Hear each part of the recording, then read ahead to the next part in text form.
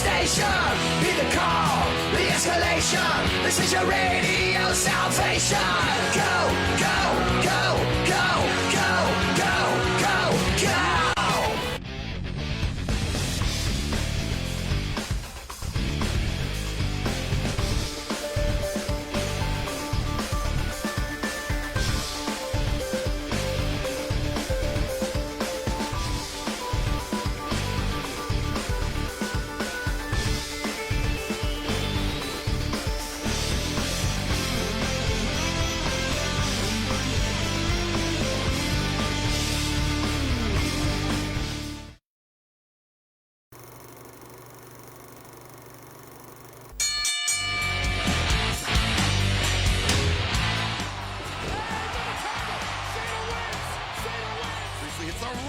Discus lariat. The huge suplex.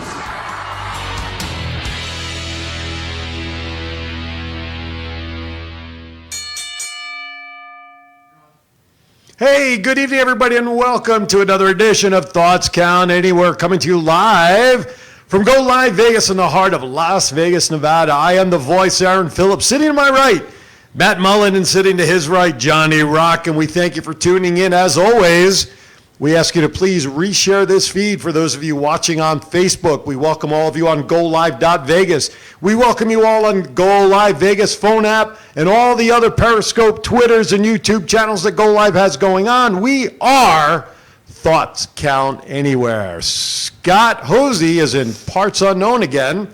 By the way, gentlemen, I heard he's having his mail permanently moved to parts unknown because he seems to be living there nowadays. He's always over there. He's always over there. Absolutely. So, guys, how was your week? It was good. It was filled with a lot of live wrestling. I'm kind of wrestling out for a couple minutes. You've been deluded? You and me both, brother. All right. Well, we'll talk about why that is the case. But more importantly, I have the pleasure and honor to bring on a guest who's back east as we speak, a gentleman that I had the opportunity to meet a number of years ago and shared the microphone with on local Fox affiliate. It was a show called Good Guys of Pro Wrestling. The gentleman, I'll just read you his background, guys. I think you'll be very impressed. You could see him actually on screen now. But our guest, Jeff Bearden, is more known in the wrestling arena as the Giant Warrior, as well as, what was that other one? Big Tiger Steel, which I couldn't understand when I saw those pictures. He was trained by Texan wrestlers Dory Funk Jr., Dick Murdoch, made his wrestling debut April 4th, 1987, for Jim Crockett's Mid-Atlantic Championship Wrestling in Macon, Georgia, when he defeated Ricky Lee Jones for his first win. He then went on to wrestle the southern states and territories like Texas, Global Wrestling Federation, Heart of America Sports Attractions, and all came to a wonderful head when in 2015, Jeff was inducted into the Southern Wrestling Hall of Fame by Mike Fox. Please welcome to the show, Mr. Jeff Bearden, Mr. Giant Warrior. How are you, my friend?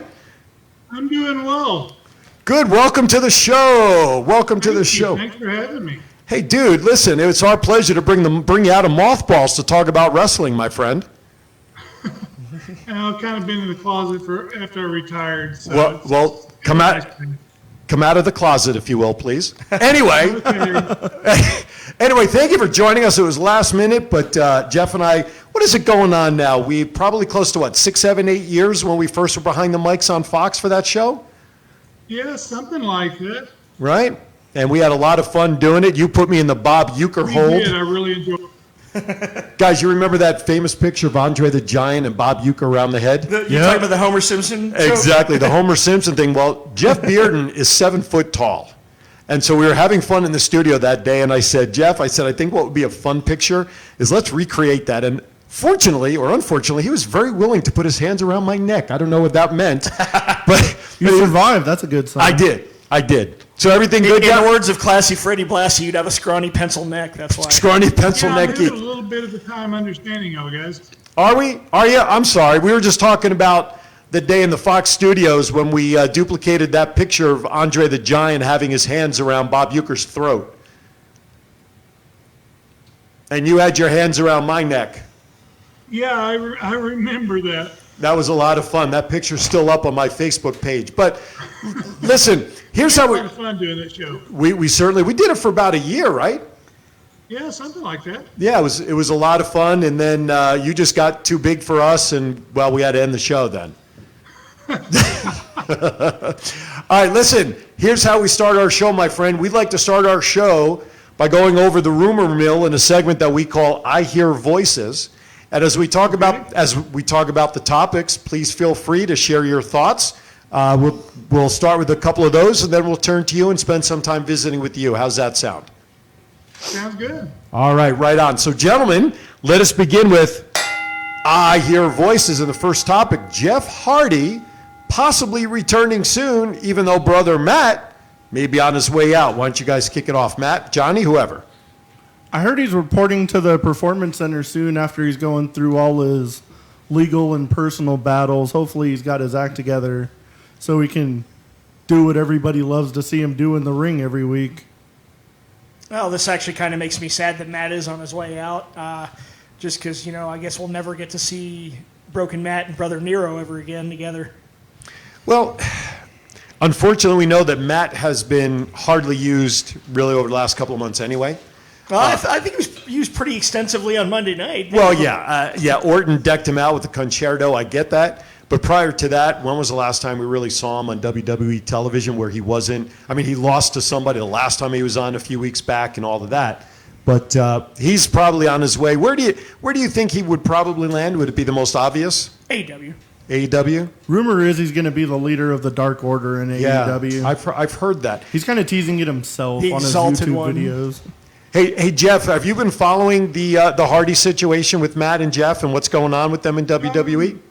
Just a little bit. I mean, I know Matt's done, and I think he'll land on AEW. Have you been following? Have you been watching AEW at all? Just a little bit. I don't really watch a whole lot of it. Okay, so have you caught any of NXT lately? Repeat that, please. Have you been able to watch any of the NXT brand wrestling under the WWE banner? I have watched just a little bit of it. So what you have watched between NXT and AEW, what's your thoughts on both of those shows from what you've seen? I like what they're doing with NXT now because they're starting to bring some of the bigger names in, like when they brought Finn Balor over. Mm-hmm. And, I think that's a benefit for the company if they start bringing more of the established names in. So I see that kind of happening a little bit more in the future.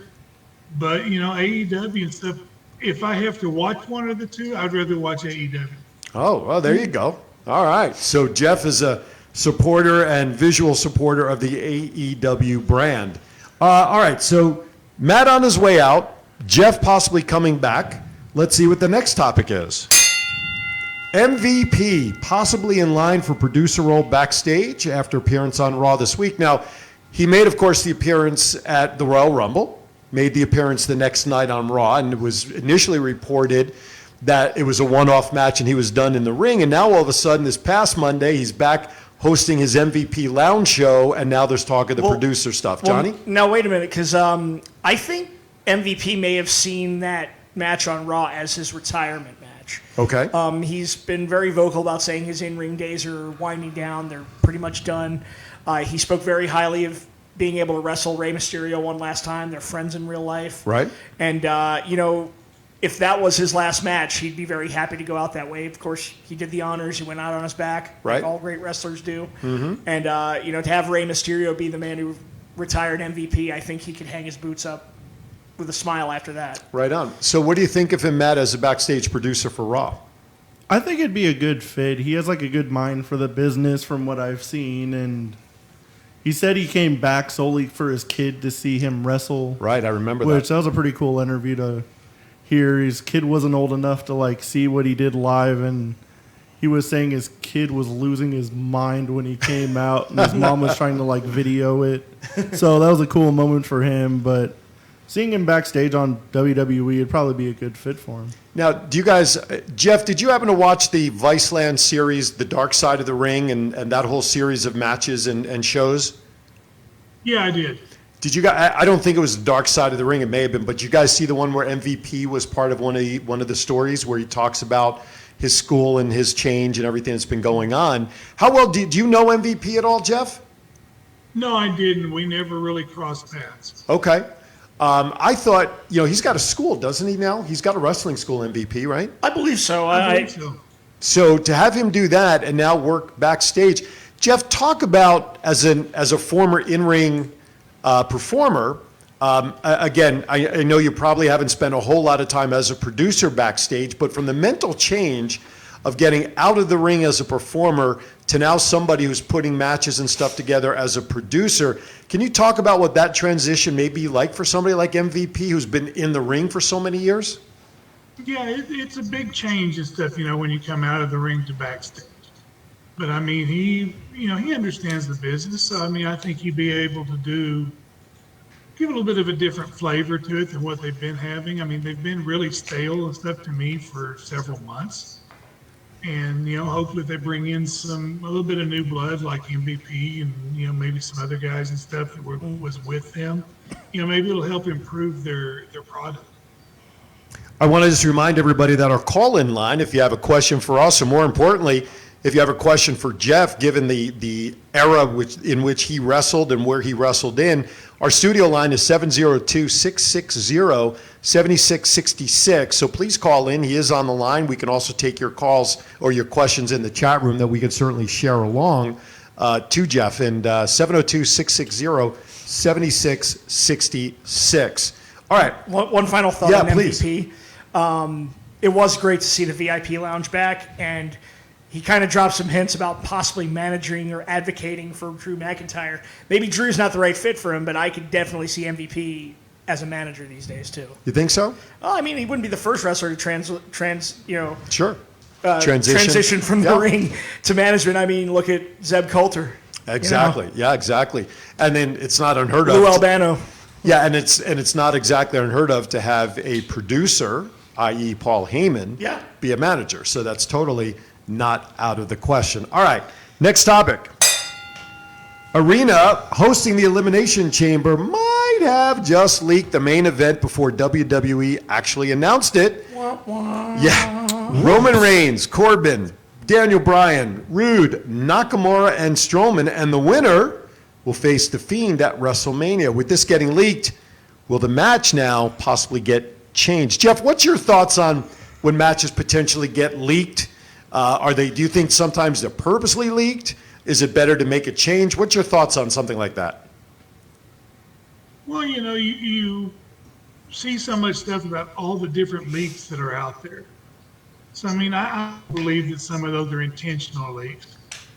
It just kind of gets things stirred up so that people and stuff feel like they're a part of it. And then it's just, they make a quick change.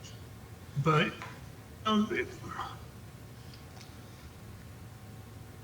Did we lose Jeff? I think he's frozen. Jeff, can you still hear us? I can hear y'all. Okay. Oh, there you go. there you Your go. video just popped back in. Okay. All right. So, yeah, I kind of agree. I think sometimes some of these leaks are purposeful to garner a little underswell of interest ahead of time. It would not surprise me. Why would a TV network or the location kind of leak this story on their own in terms of what the main event would be? That's my thoughts. Guys? Could just be for ticket sales locally. If Okay. it's not selling well, just be like, hey, guess what's happening here? Yeah. That's a great point. I mean, one thing you got to understand is that for every event, there's that little caveat on the bottom of every old poster and every teaser, card subject to I was change. just going to say, let's say it all together now. Card subject to change. No, but that's a great point. I mean, it puts it out there. And you bring up a great point, Matt. Could be for generating local sales, ticket interest, and getting it out there certainly is not going to hurt. And right? as a purported list, it's not bad. Although the only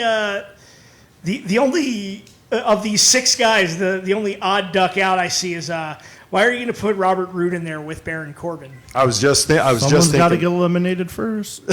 Yeah, okay, but I mean, Or eat the dog food, one or the other. put Chad Gable in there or Sheamus. Yeah, that's a great point. Rude's I'm name- sorry, it's Shorty G now. Shorty G. But Rude's name popped out at me as well on that too. So if you're listening, you're watching, give us a call. Give us your thoughts on the potential of that main event for Elimination Chamber. 702-660-7666. Matt is monitoring the chat room through on Facebook. And again, if you need to move, do take us with you. Mobile, Go Live Vegas mobile app, now available on your Android as well as your Apple product. Okay, so that does it for, that was a sick one. Fix the bell, will you? All right. Do we have to fire you as bell ringer? No, we didn't test the bell before the show. That's what happened.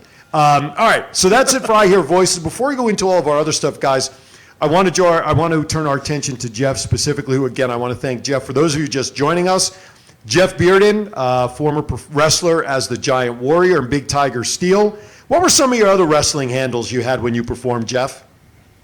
When I very first started, I was actually doing a cowboy gimmick and worked as Butch Masters. That's not bad. I like that. That's a good name. Especially coming from that territory. I really, so if I got a good run in Mexico, it was the first time I ever worked in Mexico. And so I lived down there for about 6 months. And I enjoyed it. With everything that's going on with me now, I still love everything I did with wrestling. So I worked as Butch Masters, and then actually I was still working with that, and a guy named Bill Ash that used to make all the wrestling boots for everybody, had pulled me and Skywalker Nitron and stuff. People may have seen him in the newest of the Halloween movies because he's the one that did the Michael Myers. Oh, the Rob Zombie version. Yeah, no, I'm the horror nut here, so that's awesome. So we were wrestling each other, and Bill kind of brought us back and gave us that idea of forming a tag team to go to Japan and work in the tag tournament. So, I ended up going down to Mexico, and I changed from a cowboy to wearing the makeup like he was doing. And so I did they were the ones that gave me the name of Giant Warrior. Right on. And so from there, I did that for 6, 7, 8 years. And then, I was living in South Africa at the time, and it was kind of a small place to be working for that long because I lived in South Africa for 5 years. And I was helping with the wrestling office down there, but I was kind of getting stale because everybody had seen me. So I had taken a couple of months off and then came back with the Tiger Steel character. And then from there, I started working Europe with that. I worked Mexico with it, and a few other countries and stuff that I was working in. And then there toward the end, I worked as Colossus, the Gladiator. And I had a lot of fun with that stuff. I didn't do it as long, and basically just did it around Texas. And I had a couple of other matches, I think in Germany and stuff that I did it. And then after I pretty well started backing out of the industry, I kind of went back to Giant Warrior again. Right. Because I was having countries calling, want me to come back in doing legend matches. So, that was pretty well it. I think my very last match, I worked as Tiger Steel. Right on. And how long were you actually in the ring? About 20 years, was it? 30. 30 years. Wow. Oh, wow. That's a long career. And I started in 1987, and I finished in 2017. Oh, wow. Wow, so not 2017. Even that long ago. So 3 years ago, you officially wrapped up ring performing? Yeah. Wow. I can't remember what month it was. I think it was October, November of 17. Wow, I didn't realize it was that recent. Yeah. All right. Johnny, Matt, you guys have a question you want to fire at Jeff? I was actually wondering. Tell him who you are. This is Johnny.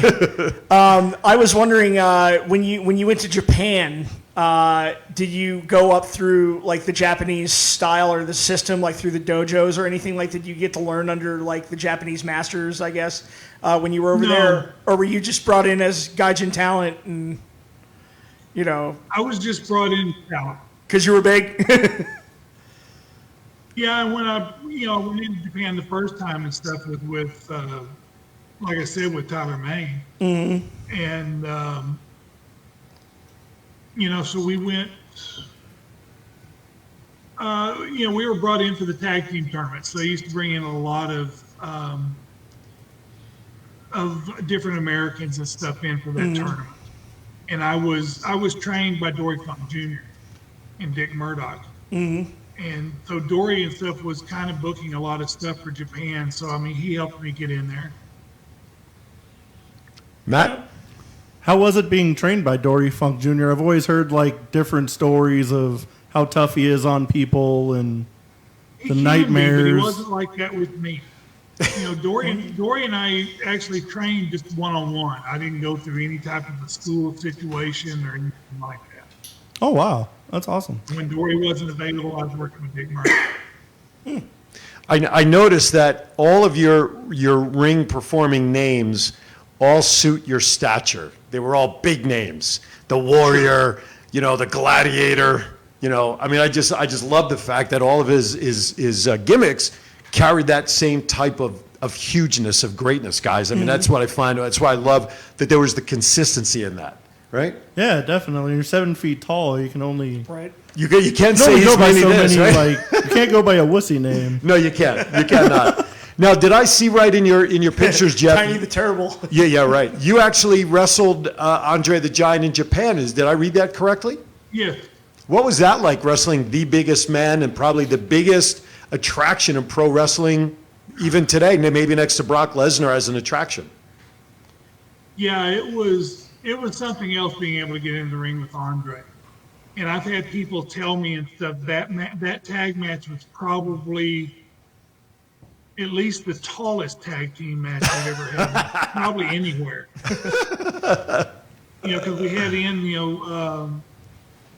Tyler was 6'10", Baba was 6'10", and then Andre and I were both over 7. Jeez, could you imagine those 4 out of 5 on a basketball team? Man. Can you imagine cow. putting those 4 in a car? Are you kidding? The size of Andre's hands alone? I would never want to play basketball with him on defense. No.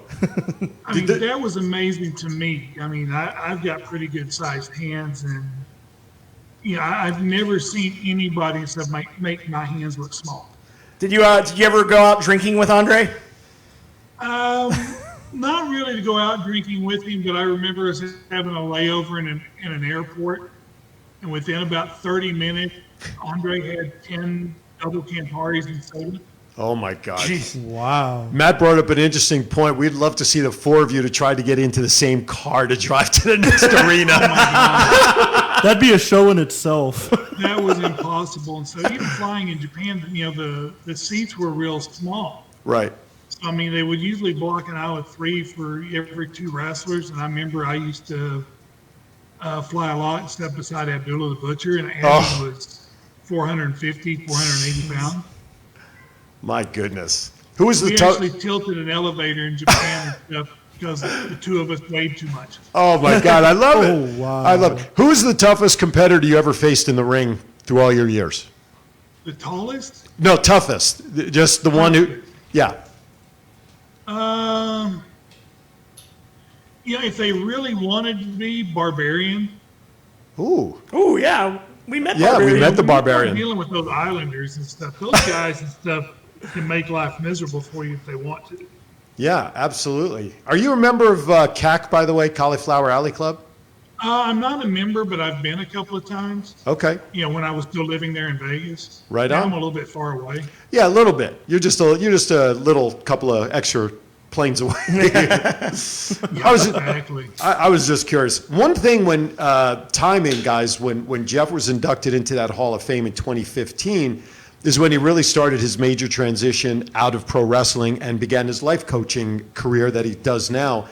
And I had the honor, I don't know how many years ago it was, Jeff, when you and had that seminar down on the Henderson or Green Valley side of town that I had the honor of emceeing with you guys, when he really started that life coaching. So bring us up to date on what you're doing now as part of that. And then if you want to share what else you're doing now in terms of your promotions and getting involved with. Well, you know, I still try to talk to people through Facebook. But, you know, and the longer we're talking, the more you'll notice my voice starting to go, because I was diagnosed with Parkinson's almost 2 years ago. Mm-hmm. And so that made it kind of tough to be able to speak, because I have good days and bad days, and some days you can't even understand me. You know, so I mean, that kind of made it tough to get back out there and try to do motivational speaking again. You know, I enjoyed it because I was doing a lot of the anti-drug, anti-bullying talks and stuff in schools. Right. and I really enjoyed working with the kids. But now and stuff, I mean, God, there's so many symptoms of Parkinson's that's affecting me and stuff, and it makes my everyday life and stuff not. Well, some days it's stuff are bad, and some days are worse. Do you, You do know, you, so, I'm sorry, I so didn't mean, that's tough. yeah, I didn't mean, I'm sorry, I didn't mean to step in, but do you think the Parkinson's has come from 30 years of being in the ring because of injuries? Because you took quite a few concussions. You know, my doctor and stuff, and I've talked about that, and she kind of thinks and stuff that had a lot of influence to it. Because, I mean, I'm counting it that I've had 8 or 9 concussions, Okay? and then you take the rest of the time my head was getting jarred around from chair shot. Oof. You know, I mean, and I was never one of the guys that said to put my hand up to block it, so I took everything straight to my head. Oh, You know, Jeez. so that kind of, and they think it's up between all of those and you know, the major concussions that it's just taking a toll on me now.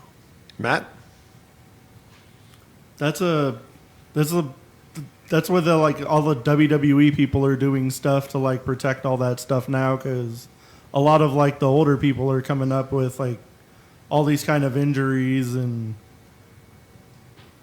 You've got somebody that lives there in town with you and stuff. Vampiro lives there. Yeah. Yes. yeah, he's got like all sorts of stuff he's always talking Vamp's got a about. lot of problems and stuff too. So, you know, not only do I have the Parkinson's, but I deal with depression and anxiety as well. And part of it and stuff is you know, through dealing with therapists and everything else, we figure I probably have had that since I was 18. Yeah. Oh wow. I actually have a lot of similar. I don't have Parkinson's, but I have a lot. I have post-concussion syndrome from my time in the military.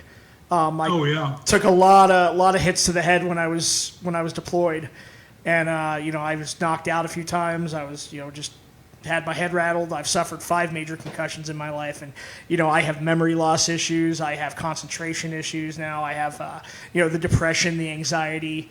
You know, some days I forget how to spell certain words. So I mean, it's tough. I mean, it's, you know, it's definitely a big lifestyle change. I want to just, I mean, you'll probably notice while we're doing this and stuff, my voice will kind of stutter a little bit, and I have a tendency to lose thoughts in the middle of a sentence. So it's rough. in my house, we call that old age. But anyway, I just want to remind everybody you're listening to Thoughts Can Anywhere here, live on Go Live Vegas in the heart of Las Vegas. I am Aaron Phillips, Matt Mullen, Johnny Rock. Scott Hosey is in parts unknown right now. I don't know where he is. He's messing around with something or somebody. And on the line with us, coming all the way from Florida, is the Giant Warrior, the big, colossal guy, big Tiger Steel, Mr. Jeff Bearden, with a D-E-N, not D-O-N, like I always used to spell it. I couldn't get D-E-N down. I just, from Jersey, everything is beer done. So I always spelled it O-N. And every post I did for our show, I get this little message like 30 seconds after I post it. You effing spelled my name wrong again. It's with an E, you moron. So I'm like, okay, Jeff, I'll get it eventually. So anyway. It only took you a month. Well, all right. But if I finally, I stuttered when I typed it tonight. My fingers hesitated. Just remember, Aaron, there's a room in everybody's house. It's not the man cave, it's the beer den. It's the beer den, exactly. Good job. All right. So what do you, I know you're involved obviously in the community. We won't keep you too much longer, Jeff, because I know it's you're working hard. It's been a long day for you. Are you doing anything down in the area or nationally to promote awareness for Parkinson's at this time? Not at this time. I mean, we're, my wife and stuff we've got a publishing company and also a PR company. Right. And so she's, she deals with a lot of ghostwriting. So she's going to work with me, and, she's busy, so we don't really have the time, but, we're working at trying to get a book done. For you. And, and it's kind of different because I'm looking at approaching the, a little bit of the wrestling and stuff, and the stories everybody wants to hear and stuff. Yep. But I want to go from that stuff and approach the Parkinson's, mental illness, and make it a little bit more of a story and stuff for people to be able to relate to that's got it, or for people and stuff that don't. And it's not just, another wrestler and stuff writing a book telling old stories. Right. And it makes perfect sense. Life after wrestling is not always peaches and cream like some people think it is for certain performers. I just want to mention, then we'll let you go, Jeff. First of all, Jeff being 7 foot, you guys know I'm 6'2". You've met my wife. Have you met my wife? Yeah. Matt? Okay. So my wife doesn't even tip the scales at 5 feet. She's 4'11 3/4. So one night we go out for dinner with Jeff and his beautiful bride, Brittany. And I think it was in Olive Garden, wasn't it, where we went for dinner that night? Yeah. And it was the first time my wife had met Jeff in person.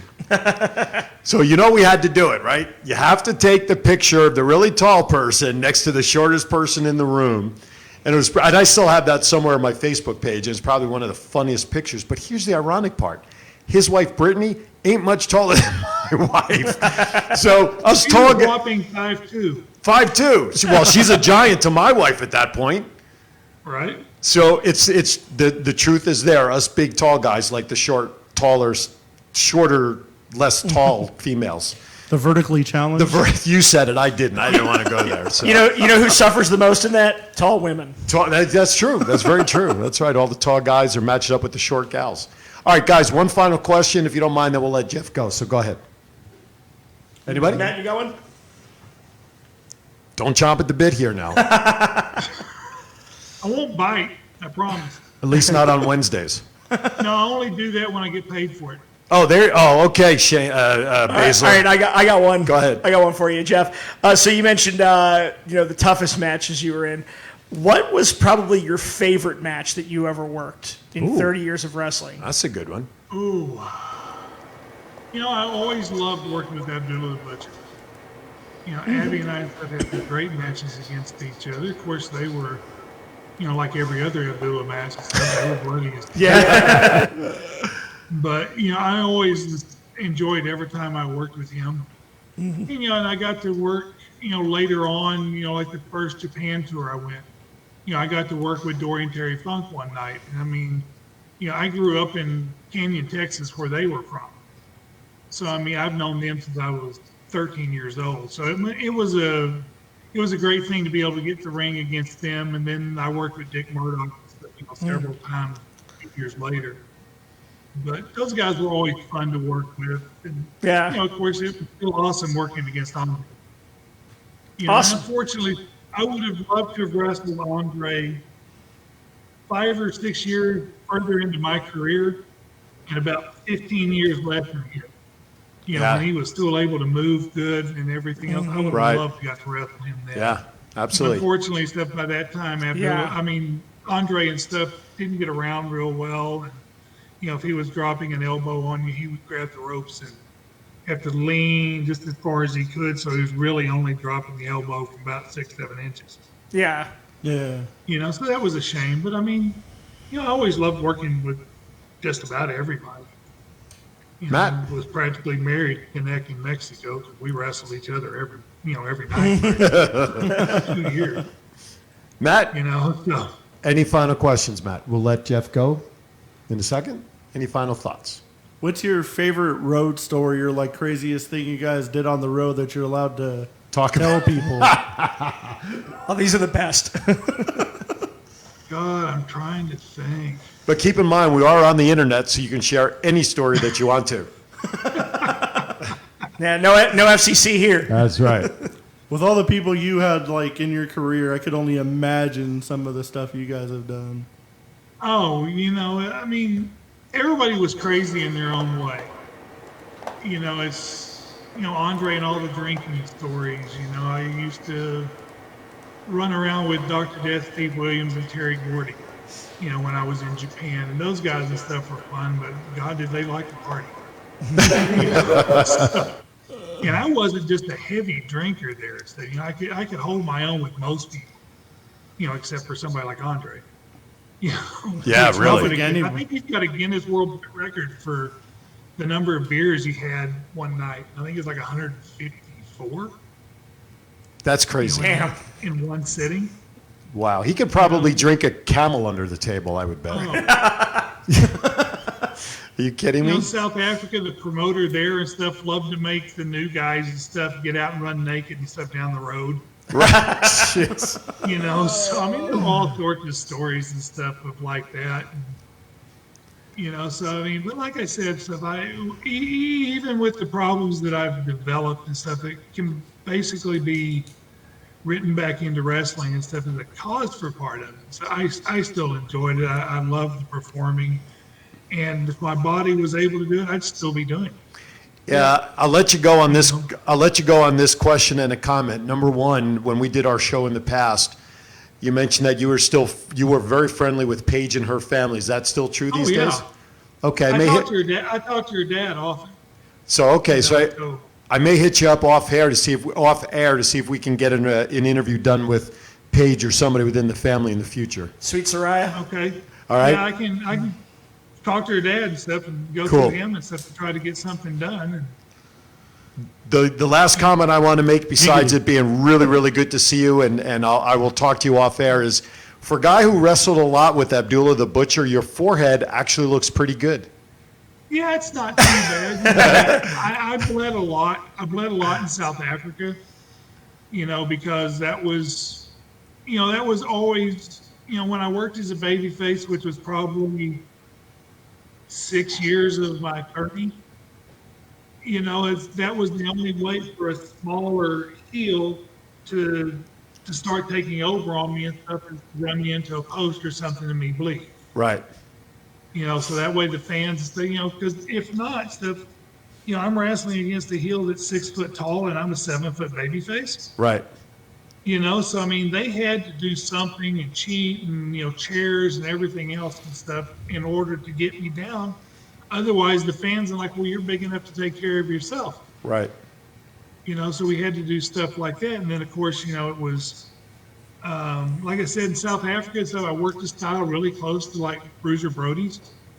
So I mean, there was a lot of blood in those matches because I would, I kind of used the spike that I kind of got the idea and stuff from Abdullah.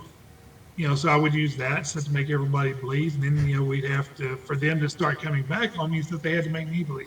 Absolutely. So I've had my share. I bet. All right, Jeff, I'm going to let you go, my friend, because I want you to get your rest. We have a few more topics that we need to cover here. As always, it's a lot of fun. We've been talking about doing this for a while. I'm glad we finally connected. So, guys, let's say goodbye to Jeff. Jeff, it was a pleasure. Thank you for coming on today. Yeah, thank you so much, Jeff. Have a great night. Jeff, say hi to Britt. I really appreciate it. And anytime and stuff y'all want me back, just let me know. You got it, my friend. Say hi to Britt for me, all right? We'll talk soon. I will do that once you get home. You bet. Thanks. Thank you. Jeff, thank you, bud. You too. Jeff Bearden from Florida, the one heck of a great guy. I mean, when he broke the news, I don't remember I think he wrote it on Facebook a couple of years ago, and when I saw it, that he was beginning to suffer from the signs of Parkinson's, it just broke my heart, to see that. The fact that he tied it into probably his wrestling career makes it even more jarring when you think about all the events and concussion stories and everything like that we hear today, leading as a possible leading cause to him having this condition. And it's sad that he's now having to cope with that really in the prime of his life at the age of, what would he say, he's going to be 57 in June, and yeah, I mean, I'm glad he mentioned it, but I don't know if you guys noticed his speech started, getting caught up there, and that's why, all right, let's let the man rest. So, Been a lot of that old school way of taking chair shots directly. Oh, to the yeah, head. no.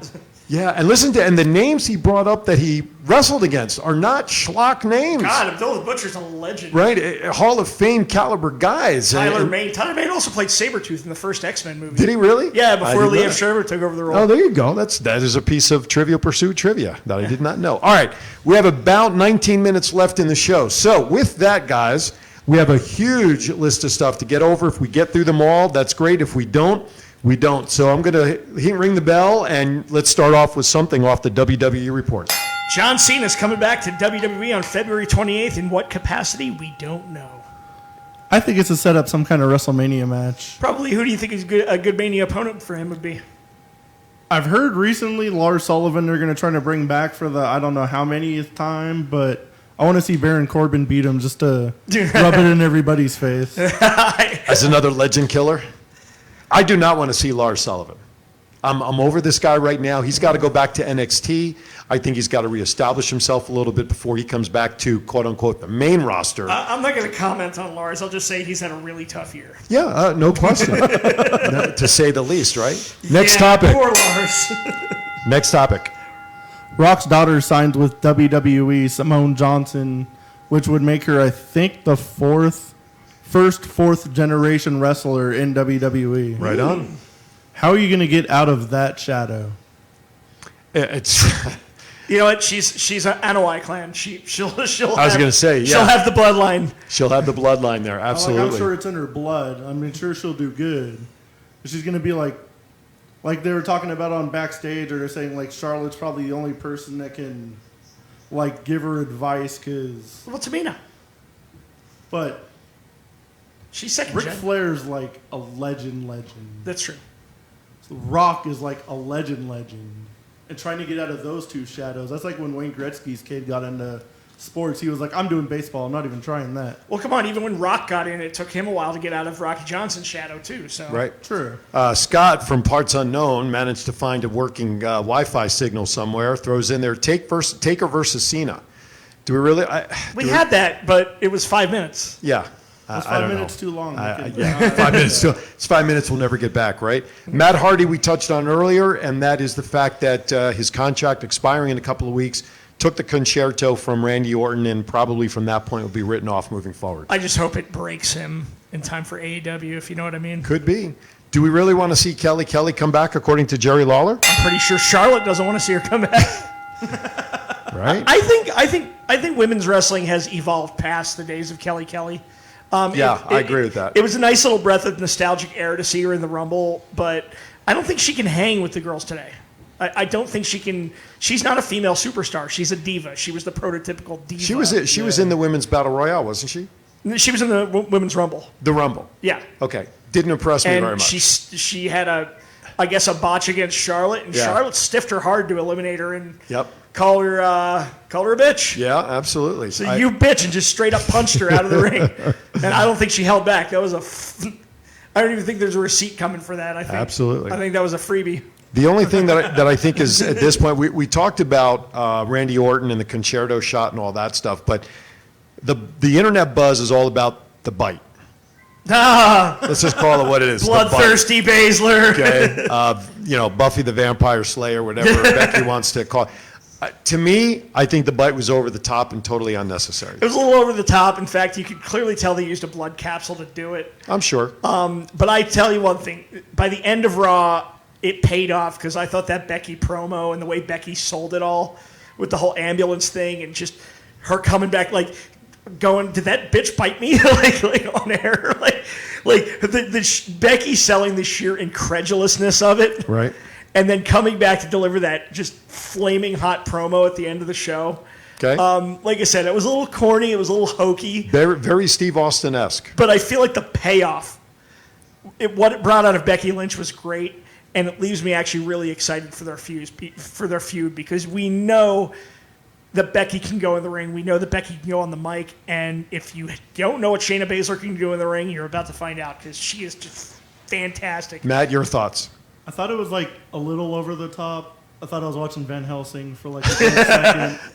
But it kind of seemed like it might pay off. I wanted to see where it's going because it's definitely going to set up for WrestleMania. I totally lost my train of thought of what I was just about to say. No worries. When it comes back to you, we'll cut right over to you. Here's you mentioned something that she sold it. I think completely the opposite. She had to run off to the hospital, get stitches, get tetanus shots, supposed, and all that sort of stuff. Then all of a sudden, an hour later, pulling a Steve Austin, you're driving the ambulance back to the ring, doing all the stuff with the promos. I get that. But then the next day, she's running around doing PR stuff for WrestleMania. She has a bandage on the back of her neck. I'm sorry. I don't think the sell job was there for the effects of a human bite on the back of the neck. So I didn't see any of the PR stuff. I was talking just for Raw. No, I understand that. But the next day, she's out there doing PR for WrestleMania. Yes, a reporter, there's audio of it, did ask her about the bandage and the neck bite and all that. but she's out there like nothing happened. Yeah, see that I didn't see any of that. So to me, I think it would have been You're better. right. She has the bite in the back of the neck. She doesn't even come back to Raw. Shayna just stands in the middle of the ring, licking her lips, wiping the blood, whatever she wants to do, and Becky doesn't even come back. It's I very think would have sold it Gangrel. more. It's very Gangrel. Well, Becky and the that's what I Vampire put. Slayer. Yeah, but to on the me, way. you don't need. I don't think you need Becky to come back to heighten what now is going to be the obvious match for WrestleMania. I just hope that Shayna starts coming out like the old Brood entrance, like with the Ring of Fire. I don't want to. That gimmick of all that is done. I want to see fresh gimmicks. I want to see fresh stuff and bringing that blood stuff back. Do you know what Vince hated more than the whole Gangrel Brood gimmick? What's that? He hated the fact that it got way over. Well, just like Rusev Day. Yeah, Where's right. Rusev been? WWE officially Creative has announces nothing for Rusev. WWE officially announces WrestleMania 37 will be at the SoFi Stadium in LA. That's the new stadium that they're opening Yep. up, right? Who's going? I'm Rams going. New Stadium. I'm going. I'm going. You want to go? Want to carpool? Let's carpool. Add Jeff and Andre the Giant and those guys into your carpool. I'd pay for the seat. I'd have to rent a horse trailer. All right, let's quickly review the NXT show that was just in Vegas, gentlemen. And also Impact was here. Let's talk about that. NXT was just bonkers awesome. It was. I mean, I can't just. NXT is Fans great. are a little backwards. Yeah, I know. It was weird. They had a match between Austin Theory and Angel Garza at the top of the card, which, Angel Garza has clearly been working very heel on every show. And Austin Theory, they're kind of pushing as a babyface with a bit of an edge. But they had them working opposite because Austin Theory had a manager, the bald guy, I don't know who that was. I don't even know who he was. I just kept calling him Mr. Clean. Yeah, I ran into him and Austin. Hey, watch after, that. I ran into him and Austin after the show, and I was like, great match, guys. But like Austin was working heel, and Garza was getting one of the biggest pops of the night, especially when he pulled his pants off. I was kind of confused by that whole thing. Yeah. Well, there were reports that I saw today online that it is recognized that Garza, for whatever the reason, has been working house shows as a face. God knows why, when, like you said, he's been out there as a heel on TV. Mm-hmm. All right, how about the Impact tapings? Well, one last thing about the NXT thing. The main event was probably one of the coolest matches I've ever seen that not televised. Okay, which was? It was the Broserweights and DIY against Okay. all four members of the Undisputed Era, with a surprise run-in at the end by the Velveteen Dream. So, I mean, That actually did make the airwaves. I saw that part happen. Well, Yeah. I take that back. I saw it happen online. I saw the video of it online. Biggest pop of the night, of course. This guy right here, bask in his glory. Right on. So Velveteen Dream is back. We'll see what they do with him coming back into the storylines as well. All right, let's talk some indies. Let's kick off this upcoming weekend. Valentine's Day Massacre on Saturday for FSW at the FSW Arena. Anything on that, fellas? I don't have the card in front of me, so I don't know I haven't what they even have. seen any matches announced for it. Okay, so just know that down at the FSW Arena, there's supposed to be Valentine's Day Massacre this Saturday. BVW, Sunday, 2 p.m. Go for it. BBW, Tommy Purse, Tough Love Fighting Championship Tournament this Sunday, 2 p.m. start time at Sahara Event Center. We're pitting tag team partners against tag team partners. The winner of it all, after all the initial matches and the Fatal 4-Way, will be crowned the fighting champion, who hit and cashed that title in for a shot at any Big Valley Wrestling Championship.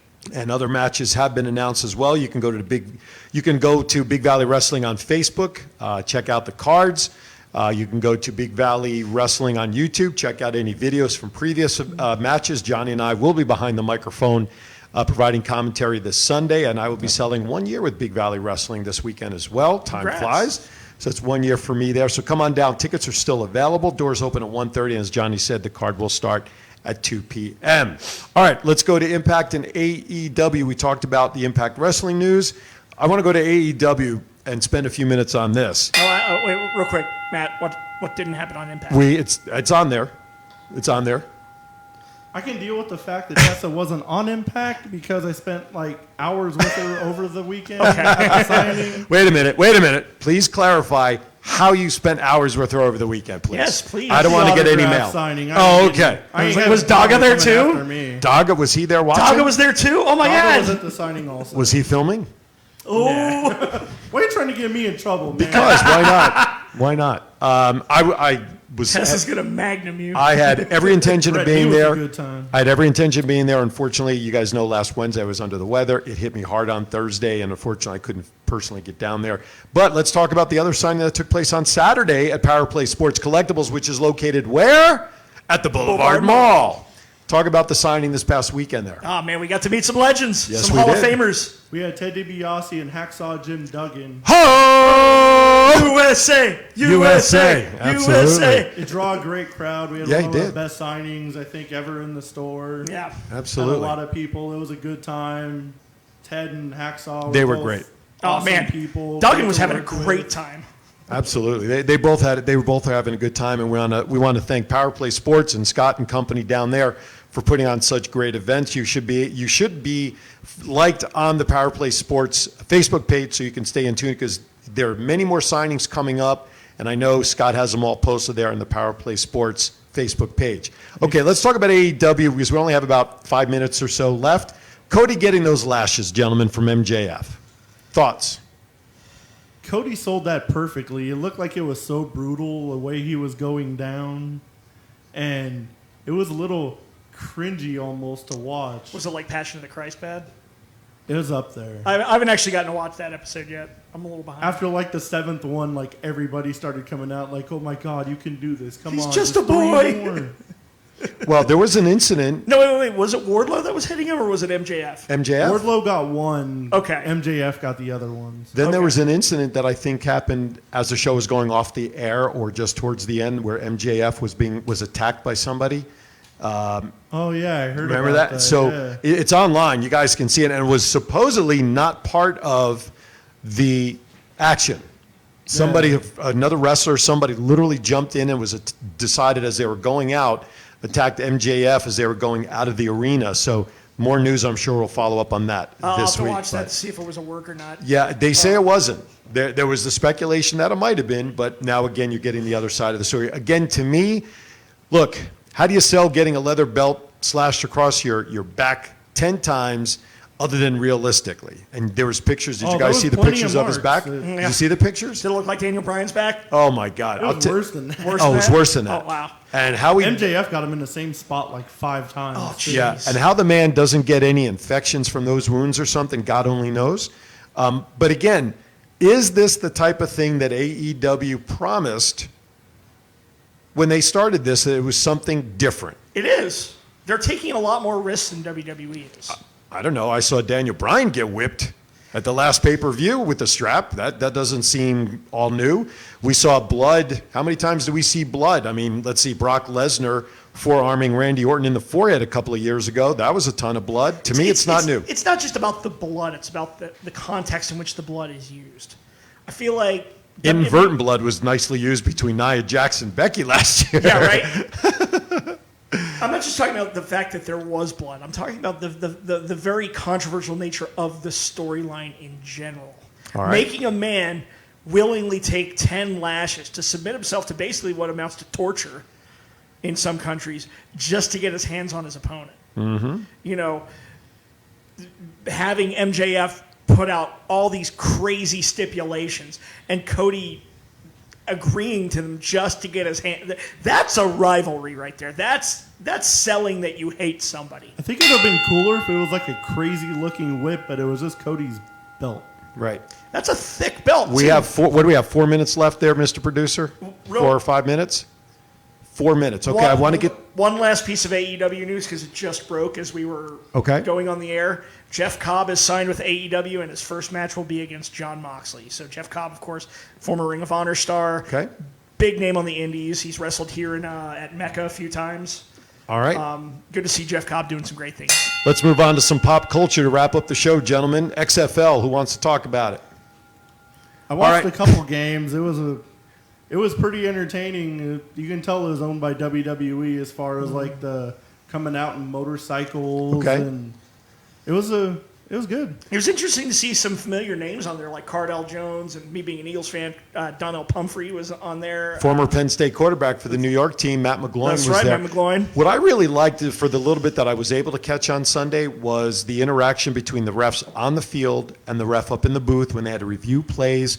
You hear the communication, you hear the replay ref actually describing what he's looking at to the ref to make sure that, I really enjoyed that behind the curtains look and that communication. Yeah, me too. I like that, a little bit of transparency. I don't care for hearing the quarterback and the coach talk, because now you're talking plays and signals, and the next thing we know, we're going to have Houston Astro issues in the XFL about cheating and copying signals and all that stuff. But when it comes to like a questionable call, to hear what's being Oh, yeah. said, Oh, I absolutely. fully support that. And one thing I also really liked was the extra point situation. Oh yeah, no kicking. Yeah, no kicking, just the 5-10, Yep, it's the But 1 then yard, they also- 3 yard, and the no, I'm sorry, it's the 2, 5, and 10 for 1, 2, and 3 points. But I also like, the way they do kickoffs too. Yeah. Like, if you the hard touchback and the soft touchback, it could be 35 yards, it could be 15 yards. Yep.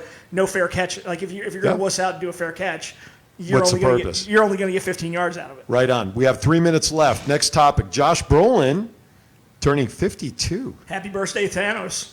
Yeah, absolutely. James Brolin's son. Last topic that I have, gentlemen, and I saw this today, of course. Valentine's Day is coming up this weekend, and it is one of the biggest marriage days, one of the biggest single-day events in Las Vegas. People come to Las Vegas purposely to get married. So, Anybody needing a wedding, DJ? I'm your guy. what did McCarran Airport do? They have opened up a pop-up marriage license office at McCarran Airport.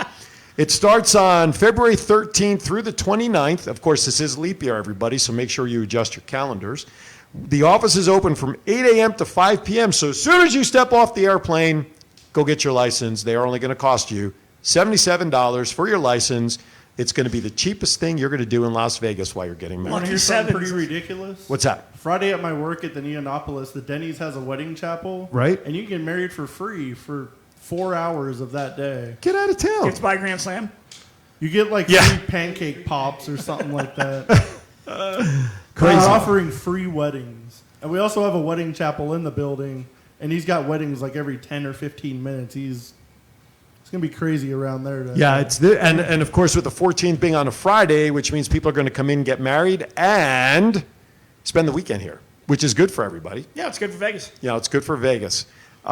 So Sucks for all the housemaids.